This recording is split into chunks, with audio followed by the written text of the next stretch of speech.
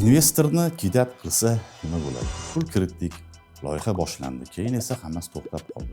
Investitsiya bilan bog'liq nizolar ko'pincha shu gaplardan boshlanadi, lekin qonun bu vaziyatga boshqacha qaraydi. Asosiy savol bitta: pul olingan paytda bu odamning haqiqiy biznes qilish niyati bo'lganmi? Agar haqiqatan ham loyiha boshlangan bo'lsa, lekin keyin ishlar yurishmay qolgan bo'lsa, bu oddiy fuqarolik nizosi hisoblanadi. Bunday holatda masala odatda sud orqali hal qilinadi. Shartnoma, qarz yoki undiruv. Lekin hamma holat ham bunday emas. Ba'zi vaziyatlarda ko'rsatilgan loyiha aslida bo'lmagan, investorga oldindan noto'g'ri ma'lumot berilgan, pul olingach odam g'oyib bo'lgan, mablag' boshqa maqsadga ishlatilgan. Bunday holatlar albatta boshqacha baholanadi.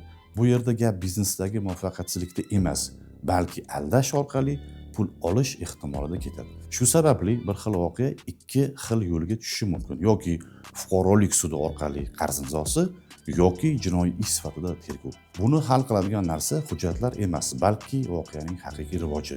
Shartnoma nima deydi? Pul qayerga ketgan, kim nima va'da qilgan, hammasi ketma-ketlikda ko'riladi. Ko'pchilikda bitta xato bo'ladi: vaziyatni cho'zib yuborish, keyin hal bo'ladi deb o'ylash. Aslida esa investitsiya nizolarida vaqt o'tgan sari haqiqatni isbotlash qiyinlashadi. Investitsiyada eng muhim narsa ishonch emas, aniq kelishuv va hujjat.